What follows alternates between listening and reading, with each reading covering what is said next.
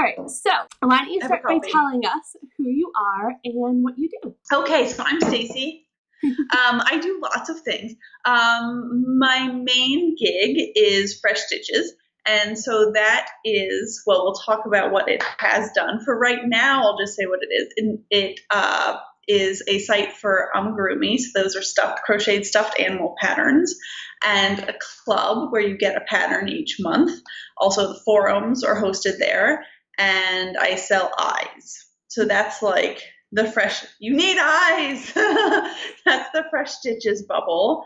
And then I also have written books, and I teach nationally, and I teach on Craftsy. And so I do lots of things, and that are always changing and expanding. But that's the heart of it.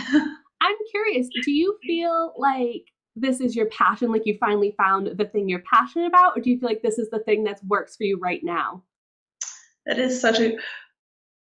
Shh, don't tell anyone. Okay, so wait, and I have one more thing in my bubble. I'm also the creative director of Luette North America. So they import the spinning wheels and looms from Holland, but create and mill their own yarns. And so that is really, really fun. And so I do all their social media and like picking yarn colors and everything else. But that's like in my Stacey half and not my like Fresh Stitches half. Mm-hmm. It's the first time I've been employed by someone in like a decade, which is really weird. Okay, so going back to that question, my main requirement in life, and people always look at me really bad when I say this, so this is just like the truth, is that I have a flexible schedule. Mm-hmm. Like, I need to earn enough money to survive and eat, and I need to have a flexible schedule. And that means on a yearly basis. So every month we go, not every month, every year we go for a month to Australia to visit my husband's family. And that's just how it is. And my husband's a professor, and there are times when he goes to a conference and I want to go. And like, I don't want to have to put in like time off or whatever. Like that's going to, and in America, there's no such thing as a job that has 4 weeks of leave. So like, that's just how it is. And then on a daily basis, I want to, like, I don't know how normal people do it, but just like completely frankly, my husband works 10 to 12 hours a day. I can't work 10 hours a day. Like, I don't know how we'd eat food if I also was working the same hours. Like maybe if we had like a caterer, then it would be fine. So on a daily level, my schedule needs to be flexible, and on a life level, it needs to be flexible. And so I actually kind of don't care what I do. I mean, I love what I do, mm-hmm. but I could have, like I've said, in a different life, I'm going to be like a marathon organizer, or like I could volunteer for the Red Cross. Like I actually really love disaster preparedness. Totally into it. But like there are tons and tons of jobs that are really intellectually interesting and crazy flexible. Like I just got back from TNA working like I taught at 7:45 a.m. and I got home at 10 p.m. because I was in meetings and whatever. And that's fine for me to do for 5 days. And then I come home. So I love what I do, but I almost think I don't have a passion. Like people are like, wow, you must love stuffed animals. And I mean, they're cute, but I could have just as easily done quilting or cute embroidery patterns, yeah. Or I could have been a personal trainer. I thought about that in some lives. Like I like creating a sense of community, and beyond that, I kind of don't care, actually. I actually think that makes total sense. For one, no judgment for wanting flexibility. That is 100% my North Star. I honestly don't know how two people have two full-time normal jobs and function. Like, maybe I'm just like, well, I don't even know. But like you go to the grocery store the Saturday morning when everyone else is at the grocery store. So it's funny because I don't even know how you do it, like with your partner working so long, because so my situation, my husband and I both work from home. We both have flexible hours. So we go to the grocery store at like 3 p.m. Like sometimes he goes, sometimes we all go. We both are super flexible. And I'm like, how do these people go to work at like 7 a.m. and they come home at 6? Like or 7 or later. Like I don't even know how people do that. Yeah, it's so funny because everyone thinks, so my husband has long out, he has a lot of work to do, but it's somewhat flexible. Like if he's not teaching and there's not a meeting, he can be flexible. And it's so weird because his like high school friends or whatever are all bankers and they totally don't get what he does. And they're like, oh, so you just have like a flexible schedule. Like, you just like, get off at 2. And he's like, it means like I can go to the dentist. It doesn't mean that I'm just home at noon. You could go to the bank while it's So yeah, actually it comes open. in all degrees. Yeah. So I totally get you on flexibility. Like I keep talking with Tara, who's a mutual friend of ours, about how like my goal is to build a business that I could run from a backpack. And you're right. Yeah. Sometimes it doesn't necessarily matter what the business is.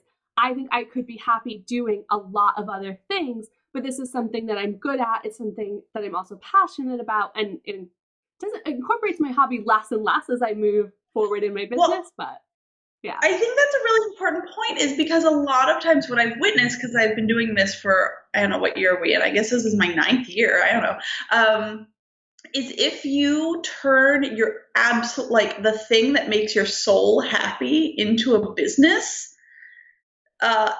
that doesn't work out for a lot of people, right? Because if it's the thing that relaxes you, it gets a heck of a lot more stressful when you're answering customer service emails and whatever. So I don't know. For me, it's just better to have things I like to do, and they may tangentially be related to my business, and then I have a business, and like that's what I'm doing, and it's not necessarily like I'm intellectually interested, but it's not necessarily where I'm getting like my life force from. To be honest, I just love running my business. Like Yeah. I love business almost more than anything else. Like people ask me like, what do you do to relax? Like I like to read business books. I like to watch webinars. It's what I love to do, in the sense that it's not what relaxes me. Like knitting is the thing that I do to relax, but the thing that I love is business. Yeah. Yeah. And I think that's okay. Yeah. So I just, like I said, this is the first time I've had like paid normal employment with a company, and it's weird. And someone said like, it's okay to not, like, we were talking about the distinction between being an entrepreneur and freelancing. And I think there's this halo around being an entrepreneur. And someone said like, it's okay to not like be an entrepreneur and to just like freelancing. And I was like, oh, maybe, because what's on my to-do list is filing sales tax and like writing people's 1099s because they're due at the end of the month. And I'm like, that sucks. But wait, it's okay to not love that part too. Like, because I mean, I think like half of America is somehow engaged in part-time, whatever, random kind of work. And so like, it's also okay to not love that thing, and it's still a career, which is amazing. Like, what a world we're in. Yeah, totally. I totally agree with that. The other thing that you said, it made me think of Gary Vaynerchuk, who built this wine business because his dad owned a wine store. And he always says, I didn't love wine, but like that's what I had. And so that's the business I grew. If his dad had been, a fruit seller, he would have built the biggest fruit selling business in the world, because he just builds businesses. And I think that like that's okay. It's totally okay to just be like, we don't all have to be super in love with the actual thing, I think. Also, I feel like for me, if building a business is the thing I love, running a business is the thing I love, then I know I'm always going to be okay, because should like the knitting industry just collapse, I just be like, okay, pick the next thing. Yeah, totally. Yeah. It's not going to collapse though. No, I don't think it is. I think it's been around a long time, and I think we're doing okay. But I do always have these moments of panics of like, what if I run out of tech editors? Like, what if there's just enough tech editors one day and I can't teach anymore? Like, or what if there's just enough designers one day? But there's not. It's okay.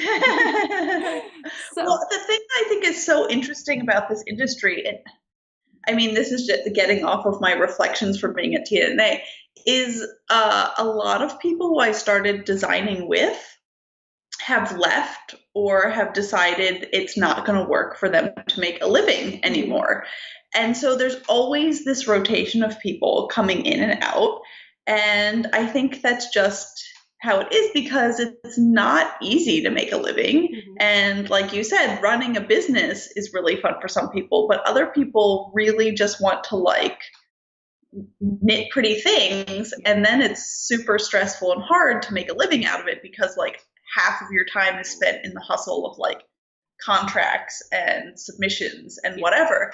And so I think there is a rotation almost more so than other industries because there's this like fantasy of like how lovely it is to just sit and knit all day. Yeah.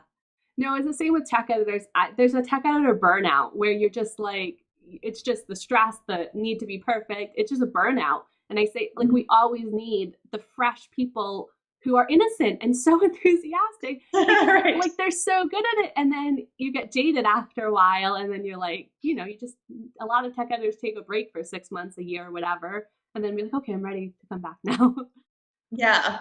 So, one of my favorite things about you, like, I've known you for quite a while on the internet, I feel like, and I've seen your business evolve. And so, one of my favorite things is I feel like you're always really reflecting about what's working for you and not working for you in the moment, and you're willing to adapt and like scrap models that other people might see as hugely successful in order to make them work for you. So, let's look I at. swear I didn't lead you with this question because it's No. totally what 2016 Yes. was about again. Yeah, so let's talk about 2016. What wasn't working anymore and how did you adapt? Okay, so I'll go back to 2014. I had like my best year ever, and like you always just have to change and grow. Like if you just keep pumping out the same thing, people get really bored and people are like, "Oh," and your customers never know what they want. Almost never. So they're like, "Okay, what's the new thing?" And I'll just tell you, it's not designing different animals. Like people are like, do you have like a snow leopard? And that will sell to like 5 people. And that's not really the direction. Okay. So I thought, well, I'm really good at teaching beginners things and people really like my rainbow color aesthetic. So 2015 was the year of new crafts, right? So I purposefully called this Fresh Stitches, like however many years ago, because I wanted to be agnostic to crafts. And so I was doing like sock kits for knitting and English paper piecing kits. And like I worked with all kinds of different producers to get like, I was just doing beginners kits. And they sold well to like my staff. Like there were people who went for it and that was good, but I wasn't getting any new people. Like I thought I would be like, okay, every time I pick a new craft, I'm going to get tons of people who were Googling for how to learn English paper piecing and they love the kit. And like it would snowball. No snowballing. And it just wasn't, people weren't excited about it. It also didn't interact with the way like my Facebook page is just crochet and Ravelry is just crocheting and knitting. And so like the platforms weren't working and so it just didn't work. So it's like, okay. So I went into 2015 still with a very large physical shipping club. So at the height I had 600 people, which is a heck of a lot of kits to be binding and shipping and whatnot. And well, a couple things were like, it was just super stressful. So one, when you're ordering at that scale, it's just a timing fiasco. Like I was ordering stuff from the mill because I had to get it specially dyed for me because of the insane quantities I was getting like 3 months in advance. Well, I don't know by then how many orders I actually have. So I had to just completely over order, which is costly, but I mean, I'd eventually sell them. But, and also if it didn't come on time, like I was having a goodie and the yarn and then the printing paper and then the boxes and like my house was like a warehouse all the time. Because when I started, I thought, oh, this is so great. It works with my flexible schedule. There's 2 weeks where I'm just mad shipping and then the rest of the time I don't have to worry about it. And it just turned into my living room was constantly a warehouse of all this stuff. Like, do you know how many boxes that takes up? And then there were also things about how I had set up the club that were getting really stressful, like the way payments were accepted, like people weren't really understanding that it was recurring, and so they'd get cranky emails and whatever. Mm-hmm. And then my husband got a job offer at like his dream school. Like this is his fantasy in life, and it meant us moving to LA. And I was like, I was already getting a little worn out, and there is no way, like, we had a 3-bedroom house. There's no way this insanity can continue in our 700 square foot apartment, because that's all you can afford. And we're lucky to afford that. Something just has to change. And I thought about it, and I was like, I mean, you could rent it out, like have someone else fulfill it, which is like a lot of people were pushing me to go that way. And I was like, having employees just doesn't fit in with my flexible, Yeah. life. And I thought, like, what's missing? And what's really missing, in my opinion, was a crochet community owned by, like, in one place. So there's some free ones out there, and a lot of people find them really intimidating and chaotic because it's like millions of people posting all the time. And Facebook, like, keeps taking back what you can do. And my Ravelry group was good, but I wasn't getting new people because the burden of signing up for Ravelry just to go to one forum was like too hard. And so I thought, that's it. I did a complete website redesign. I got new logos. I got new everything. And the goal was to have it ready for Black Friday, which it did. And it's going to be a monthly subscription, but it's all digital. So you get a new pattern each month. And I'm sort of keeping the same eye towards teaching you a technique, but going heavier on the video. And having a place where people can chat and things like that. So it's been going really well, but it was a complete, like Black Friday was about me, like, liquidating tons of product. We had a storage space when we moved, and it was, I mean, like, I had previously basically a warehouse, and it just all went except for the eyes because they're so cute, and I really love the eyes. So yeah, like, my whole life changed basically. Wow. I don't even know. Like, that's so much. It's so crazy. Such a big change. I really love, though, that, like, you were not, I mean, brave enough to do that, but also you had to do that. But, like, at the same time, you could have just given up. You could have just said, like, Yeah. we're moving. This is it. This is the end of Fresh Stitches. I think that would have been for a lot of people, like, the easy choice. But you, like, you It's didn't. tempting. It's so tempting. But, like, also, I think the push to keep, like, that was solid money. I had subscriptions coming in, and it hurts to be like, I'm turning down half of my income this year to wait to, like, redo this thing that I think will be better. But, like, for me, I just had to do it because, I mean, the other thing that you'll appreciate this because you're overseas, that has been changing since I started the club like 3.5 years ago is our currency levels. So, like, Australia had a moment 3 years ago where they were at parity and went above, which is like, oh my God, crazy. And so tons of international people were buying my subscriptions because it was cheap. And then our dollar went back up, whichever, and people were like so timid, emailing me like, I'm so sorry, but now it costs me $50. And I'm like, dude, it's not worth $50. Like, just cancel, and get the yarn locally. But then they wanted the patterns. And so I think it just made sense to just say, like, the world has changed, and also the prices have changed. Like, yarn and things just keep going up, and I didn't change the price of the club, and there, for beginner kind of level sorts of things, there's a cap that you can do. And so people were really pushing me to, just hire it out and have it fulfilled by someone else, but, like, that's taking away more of the margin. And so, yeah, like, I just took a step back and was like, the whole thing has to change. And it, like, made me like so ill, like, the amount of money it costs to build a website. You're like, because, like, forums are a whole new level of thing, and so much time goes into it. But I really think this is something that can last another 5 years. Yeah. So, well, fingers crossed, we'll see. Yeah. No, that's interesting. I like thinking about longevity and, like, is this going to last? Because, like, the goal is to not just be like a one-hit wonder and have, like, a really good year. The goal is to have, like, a really good business. But yeah, just also, I mean, the yarn that I was shipped, I mean, in some set, like for me, the value was always the pattern and the tutorials, and the yarn was just like, oh, just to make it easy for you. And so it's not worth sustaining that when so many people just can get some yarn locally. I think education is going to be key. Like this, I keep talking about this with anyone who will let me, because so long we've been relying on just give you a pattern, and like that's been the thing. But I think we need to do more than that now, because markets are changing, and what it takes to be successful is changing. I think giving people education in addition to their pattern is huge. Will you keep all your tutorials on your site, or will you think about doing like one-off courses or YouTube stuff? Well, I mean, so I've done 4 Craftsy classes now. Oh yeah, that's true.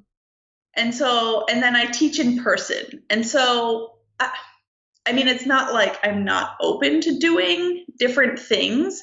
But right now, I think I'm just at my time limit. Like, by the time the month goes through and I've made like those tutorials and everything. But the other thing that is in my head big for like 2017, I think it's about curation as well. Like, people are just so tired of like, okay, I'll just go to YouTube and search 1,000 different how to do a sock videos. And I think they're looking for, and like, this is what my newsletters focus on, and a lot of people too, is like, okay, you can follow me and I'll put out good stuff, and you don't have to stress about 10 videos that show you something that you can't do or whatever, because I think I was reading, what was I reading? Who knows? I was reading something, and they said like the amount of content that's created like every day now surpasses like the total amount of content in the 1800s or whatever. Like every day people are just putting out so much stuff, and it's really like we're beyond the point of wading through it anymore. Like I wish I remember what I was reading, who knows, but this smart person said it's like drinking from a fire hose. Like there's only so much you can drink, and you can't just keep turning up the water, so I do, and I feel this especially with my customers, like they're looking for like, this isn't their life, this is like their hobby. They're looking for something concise, something to do that's fun without all the stress. So I think that's the next path as well. Yeah, well, this is why I encourage designers to do the tutorials themselves, to do the teaching themselves, because they always say, oh, but there's a dozen other tutorials. Saying, yeah, but people have to go and find those. Like, I want you to sell a pattern, and when they buy that pattern, they get like 7 videos for all the techniques in that pattern. Like, have it all as a bundle. Like the thing people value most is time. And if you can save them time, then like they're going to be extremely grateful for that, and they're going to be willing to pay for that. And so it's sometimes about creating all the content yourself. It doesn't matter if it's already out there. Right. And I think our expectations about video have also changed. Like, I'm just sitting here. Like, it's not about having studio lights and I don't know, like there was this period, I guess like 2012 or 13, I felt like there was this mania around like perfectly produced everything. And I think we don't really care that much anymore. Like we're looking at something on a phone that's this big, like just show me how to do it. Yeah. I think the popularity of mobile phone, and it's something, I don't know, like 50% now of like YouTube's on mobile. It's crazy high, and it's keeping getting higher. You're right, that like everyone's like, oh, 4K video. I'm like, yeah, but I'm watching it on my phone. Like, right. It doesn't matter to me. Like, it's just make it good enough, not perfect. Yeah. But in keeping with I want to work out of my backpack because I do a lot. I'm getting rid of my desk at home. I'm now on Twitter. Very excited. I am now working from the dining room table because no one is working and eating at the same time. It's just like a totally superfluous desk. So, well, I love that it also forces you to stop. Like if you've tidied up your desk for the day, it's done. Yeah, I am not there yet because I do so much video editing that I do have a desktop, which I actually invested in last year, and it's been amazing. I can now actually have things open at the same time. But the video editing is really intensive, but I am trying to leave my house one day a week and work not in my house. So yeah, so I'm practicing like, okay, here's the backpack. What do I need? Like, what's the minimum for a day? But then it's also like making tasks. Like, what tasks can I do not at my home? So, but I think it's important. Like, you're right. The goal is, to travel more. Like, my kids have 6 weeks off for summer, which is the perfect amount. The US is crazy. Like, 6 weeks, fine. And I want to take those 6 weeks off of work, but not disappear. I don't want to take 6 weeks off and not check in with social media. That makes me insane. So Right. I want 6 weeks off where I'm traveling basically and working.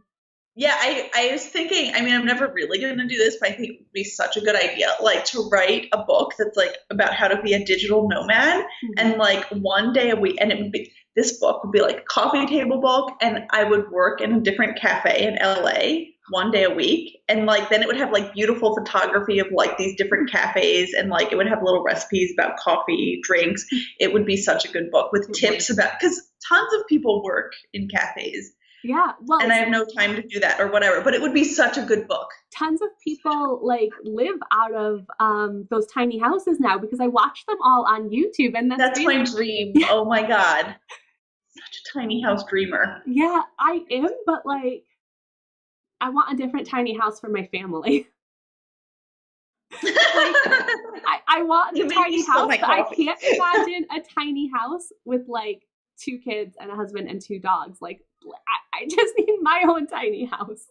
There was one where it was 2 trailers next to each other and like a roof, like a acrylic kind of see-through roof with a deck in the middle. And then like the parents had one half and the kids had one half. Sorry, but the thing is, I feel like a lot of the tiny house people are like kidding. Like, one, they're all in LA or Oregon where the weather is fine all year round. So they don't have heating or air conditioning, which is fine. I mean, that's great, but like not practical for like other places. And then sometimes they like work like, in an office, and then they're like, oh yeah, well I shower at the gym. And I'm like, so you have a gym, you have an office, you have like, you're not living in you get takeaway all the time.